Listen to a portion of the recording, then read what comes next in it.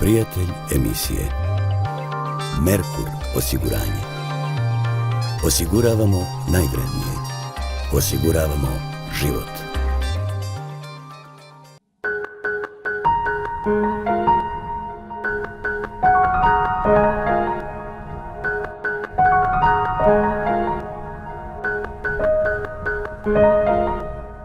Tema Grlom u jagode je takođe opet nastala slučajno. To je kod mene te teme izlaze same od sebe, s tim što ja dugo kuvam, ja to kažem, ja to mnogo kuvam u sebi, celu tu priču, držim u glavi i onda u jednom drugu to samo ispadne. I ja sam mnogo razmišljao, prvo iz dva razloga. Prvo što su bili mnogi protiv toga da ja pišem muziku za Grlom u jagode, samo je Srđan Karanović insistirao na tome. Onda sam se ja plašio da čoveka ne upropastim, a on mi jedini stao iza mene za to i onda sam imao tremu. Prvi put u životu sam imao tremu, čak sam u jednom trenutku rekao, Bože, daj Bože da ja napravim dobru muziku za ovo, da Srđan Karanović ne bude kriv što me je uzeo da napravim muziku. Jer pre toga nisam imao ni jednu ozbiljnu takvu temu. I onda sam napravio dve teme. Jedna je bila balkanska, koja se meni više sviđala, jedna je bila ova.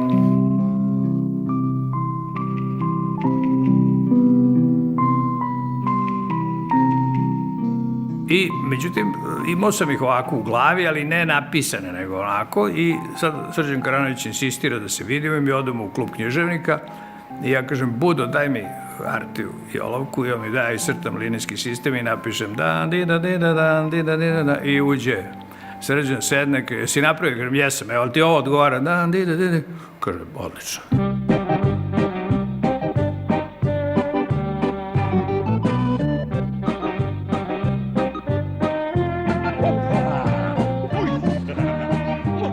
Vreme je jedino koje procenjuje da li nešto valja, ne valja i zato sam ja uvek najsrećniji kad se moja muzika dugo sluša i kad nije dosadna, kad nije zastarela i tako. Tako isto i sa filmovima i sa serijama.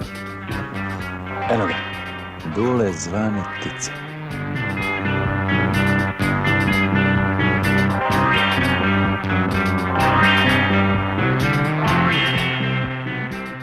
Ja sam se sa svim tim filmovima na neki način igrao, igram se i dalje, ne znam da li ću i dalje se igram, mislim da je vreme nije više za filmove i za igranje, vidjet ćemo šta ćemo.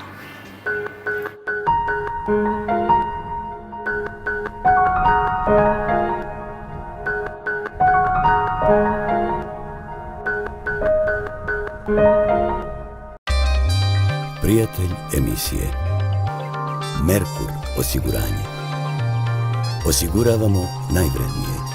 Osiguravamo život.